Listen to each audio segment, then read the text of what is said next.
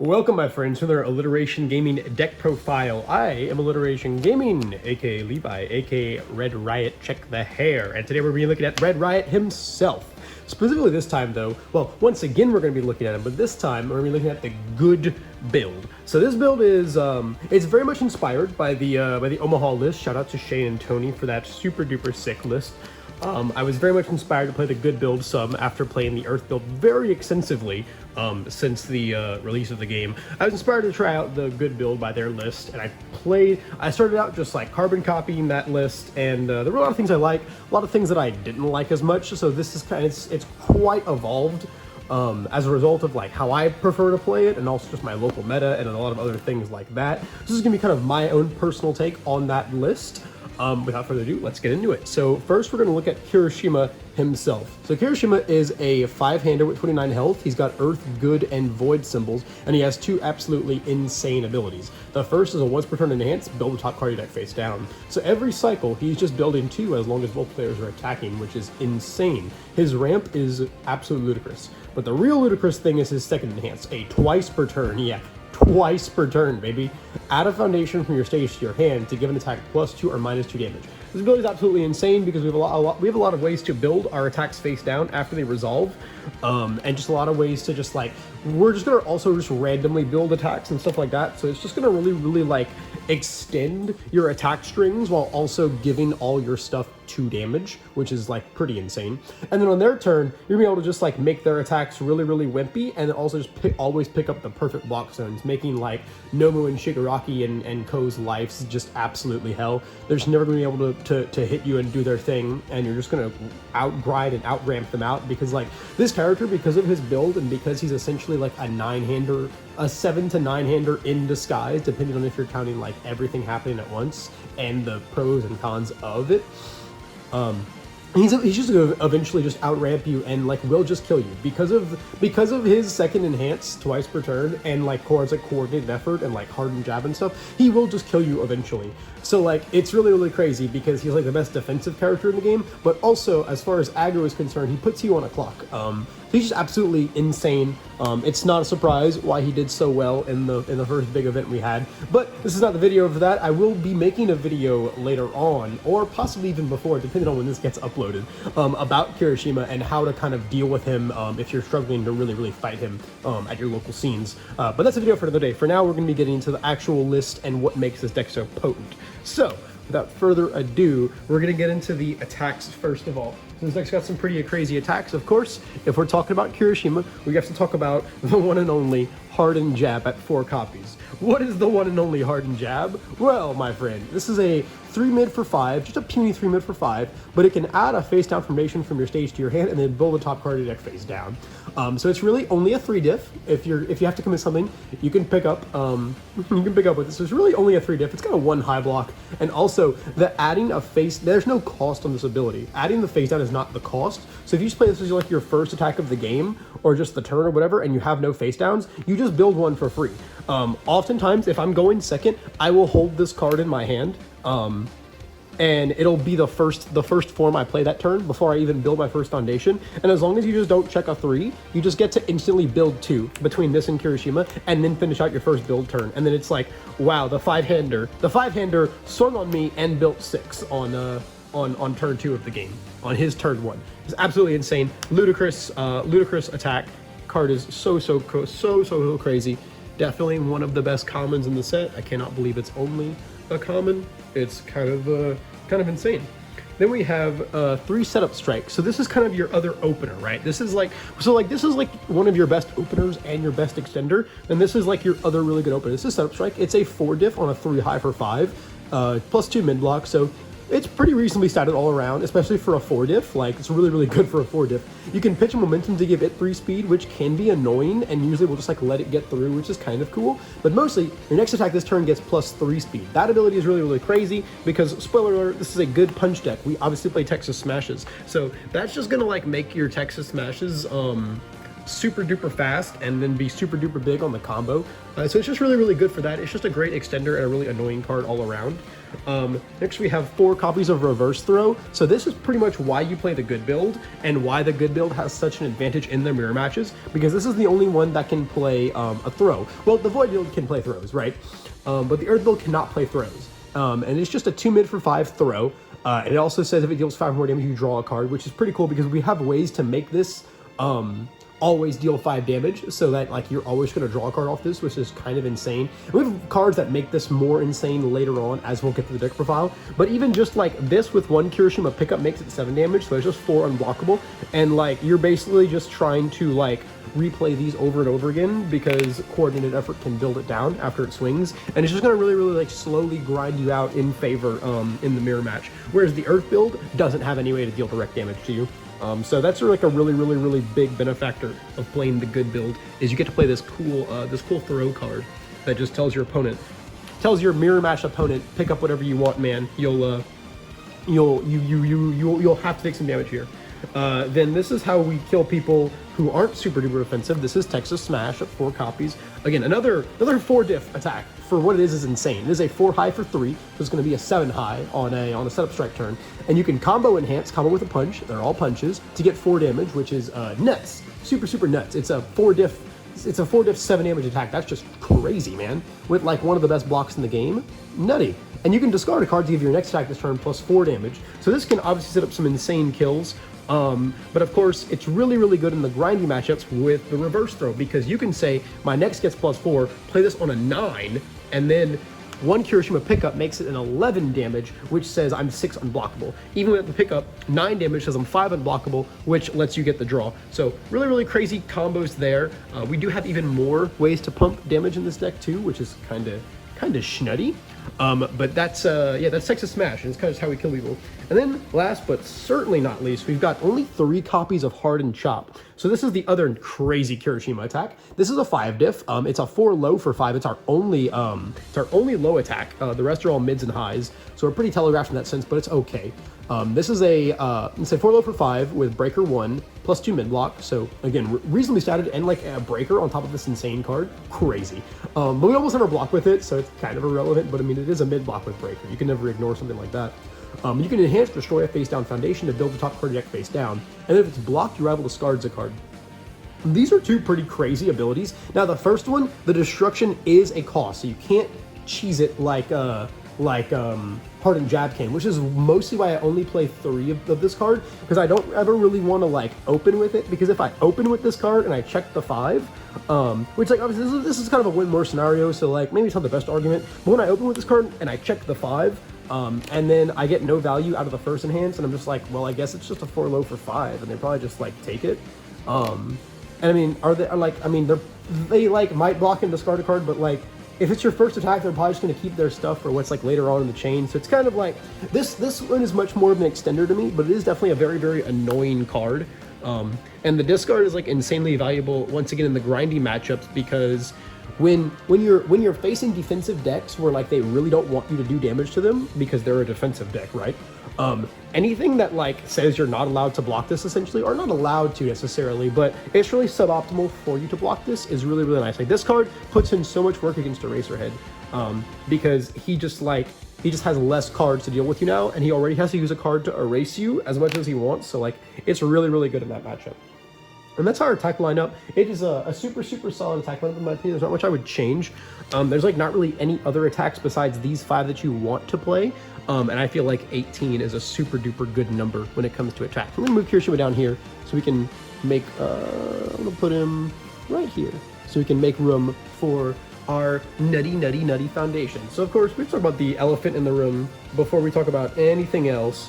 4 copies of the dumbest card in this format, Coordinated Effort. What does this Coolio card do, you ask? It is it's a 3 diff with a 6 check, nuts. Plus 2 mid block, nuts. Unique, doesn't matter. Response, commit after your blocked attack resolves, build it face down. This is absolutely insane, because it says if you want to block my throw, Okay, take half, then I'll build it face down, and then I'll pick it up again at some point with Kirishima, and I'll just throw you to death, basically. And it's just crazy. This kind of set, like, this gives the Hardened Chop syndrome to every attack in your deck, because it basically, because of Kirishima, this just says, and if you want to block it, be ready to block it again, or just take it in the first place. Because I just have this, like, this insane card that just says you're not gonna be able to block my things only once. You have to deal with everything twice, and of course that's even crazier with the throw, because even if they full block it, they're going to take half, and they're going to take half again, so it's like they kind of just have to take it in the first place. But if you do it like Texas Smash and Kirishima shenanigans, and it's like 11 damage, they can't just take it, they have to take 6. And then you do have to play it again, yeah, but they're just going to take 6 again. So it's kind of insane. This card's really, really crazy. This is like the only card I would touch in the entire format, as far as like a nerf or an errata or a ban of some kind goes. But once again, that's kind of another video for another day. All you need to know is this card is bonkers in every deck it's in, but especially in this deck because Kirishima has such unfair interactions with it. Our other really, really nutty non-spam is 4 Specialist of Sounds. This card is really, really, really cool. It says response commit after attack is played, it gets -3 speed. This is pretty crazy. It's just free. It's just a free -3 speed. Like, it doesn't flip itself, it doesn't pop itself. It's just commit it for -3 speed. So like, in a defensive standpoint, every one of these on your board is actually 3 foundations, which is just crazy. Also, when you check it, you can just reveal the top card of your deck as a response. So like, this is like not when you play it, but when you check it itself. So like, say I play Coordinate Effort as a form, I check, okay, cool, I checked a 5. Oh, respond, I can look at the top now. My next card, essentially. So that's just a really, really cool ability that like is kind of just like never really not handy when it comes up. It just like, if it comes up like turn 1, it's great because it lets you build 2s like without risk, even as like your 3rd or 4th build, which is like really, really, really cool.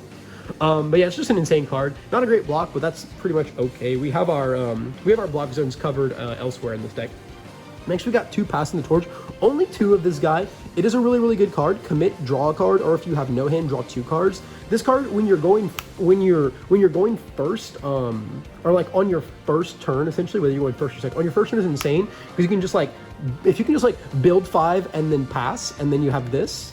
And to just like draw 2 for whatever they try to swing at you, and then you have your 2 pickups. Like, it's great. It's such an amazing start, especially if you start with this, like playing this and then like building out the rest of your hand, and then being able to just like draw 2 with like 6 foundations on board. It's just insane. But it really, really falls off late game because like we don't need the draw, even though we're a 5-hander. We're a 5-hander. Really, we're not a 5-hander because of our insane abilities. So really, 2 is fine. It's nice if it comes up early. If it doesn't, it's not the end of the world. It's not like an integral part of the game plan. Then we have another card that I feel very similar about is 2 copies of Hardened. This says commit, your attack gets 2 damage, or if it's a Hardened attack, it gets 3 damage instead. And then after you block with it, their next attack gets -2 damage, and it's a 2 high block. So this card's kind of cool. If you feel like you're going to throw like a wimpy attack, you can just be like, block with this, -2, Kirishima, -2 once they play it. Now it's probably like a 1 or 2 damage attack, and you can just eat it for breakfast and like not care. So those shenanigans are kind of cool, but for the most part, there's so much speed reduction in the game and in this deck, and just like it's pretty easy to block things in this deck. So like normally you don't really worry about like reducing the damage too much. Like you'll just block most of the time. So this card's like okay. It is really cool, but Chop, because you can be like, hey, this is now like 8 damage. You kind of have to block it and discard a card, which is cool. Jab is like, I mean, Jab usually gets blocked because it's a slow mid attack and it's already 5 damage, which is like enough to be like, I want to block that. So this card's kind of niche, although, however, this card is nice with the throw sometimes because even just giving 2 damage to the throw is nice. Once again, it's like once you're stacked on like Kirishima pickups and Texas Smash, so you can make the throws just a bunch of unblockable damage, which is quite coolio. I play one gift from Mom. Definitely like the Pro Tech from Shane and Tony. This card's such a cool one of. You can pitch a momentum to give a punch 3 damage. Just gives every punch powerful 3, which is like really, really gnarly. Again, really good with Chop. It says, hey, this is 8 damage now. You have to block it and discard a card.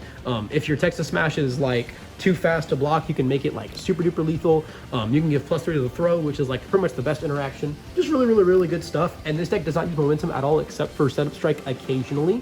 So you have no problem just like this just chills on your board and is a just damage generator, you know, all day basically.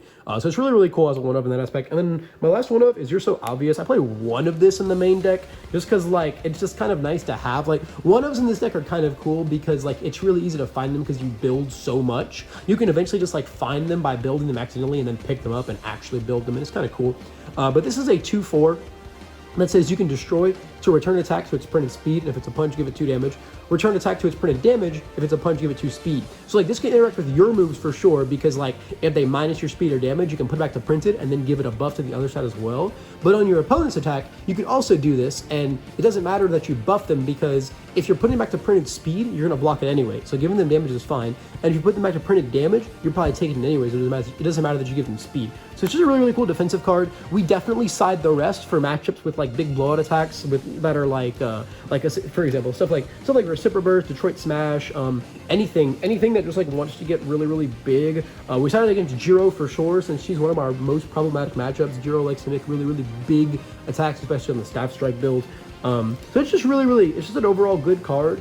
I honestly won of it just because like I wanted one more non-spam, and I wanted one more foundation, and there wasn't there wasn't a spam that I wanted to put in, and also I wanted to free up one slot in my sideboard to play other things. So one of it is in the main deck kind of just for that reason, but it's like a super niche card really. On to the spams, we got 4 destined for mainstream success. This card's absolutely bonkers. Definitely one of the best spams in the game. It's a 1/5 with a 2 mid block. You can flip it to name a card type, reveal the top card of your deck. If it matches the name type, add it to your hand. This is crazy. We basically just always named attack with this, and then you just get a free card, or you get the bad check off the top of your deck, or you confirm there's a 5 or a 6 check on top of your deck, which is just like always good. Also, it's a 2 mid block. It's our main mid block as far as foundation goes. Like I'll kind of explain the blocking philosophies of this deck after you get through the foundation, but it being a 2 mid that flips itself is very important. Next I'm playing 4 Note-Taking. This card is pretty nuts. This card says you can flip it to give your punch attack 2 speed, a 1/5 with a 2 low. Really crazy. Again, we can just make our Texas Smashes super fast and super lethal. And it's like just like a really great low block as well. Once again, it's a great low block that flips itself, very important.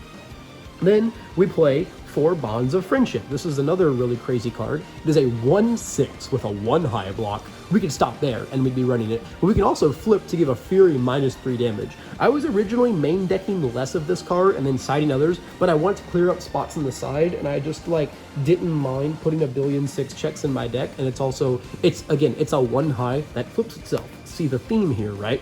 So it's really good in that aspect. Then we play 2 copies of Self-Sacrifice. This is just kind of like the last random like 2-of spam slot or foundation slot in the deck, and I think it has to be spam numbers wise, so we just play this. It's just destroy a foundation to give +1 or -1 damage, but it's mostly just a 1/5 with a 1 high, which is just a nice backup one. It's just a nice backup low block if we're not finding this, or if we just need that one low block specifically. And the effect is nice. In the instances where like we're playing the mirror, like we can stop their throws with like a teeny bit of damage. Like that -1 can make a difference depending on what they're on, because it's half rounded up, right? So it can be nice in that sense. And also, if we need to go to deadlock, this just lets us nuke all of our flipped stuff, so we can build new foundations that actually do things, right? It's a pretty nice card. Its applications really aren't like that widespread though. I think most people probably play like either Resistance or Manly Passionate in that slot. These are cool cards. After you block with the foundation, build it face up. Commit, give their next attack -2 damage. Flip and cancel a stun. These are nice cards. I personally like this just as that 2-up slot better. Manly Passionate is a really insane card, but it's often kind of like a, I don't know, it feels like a win more card most of the time, but I think it's very fine to play. This is just what I like to play personally, but I think these are both really good choices. And then Resistance, I just kind of like actually don't really like this card very much. I don't think this card is that good. There's like very few stun 2s in the game, so like that's the only stun you really want to cancel anyway. So like, and then like it's a breaker 1 mid block, but it's a +3, which I don't really like. And then again, this is a +3, which like we have our low covered by this, but that's like our only good low, so I like a little bit of backup, especially because our only other low is a +3 here and a +3 here, and we never want to block with these cards. We're building and playing those all day. So like this is like kind of like the other slots you can really play in that.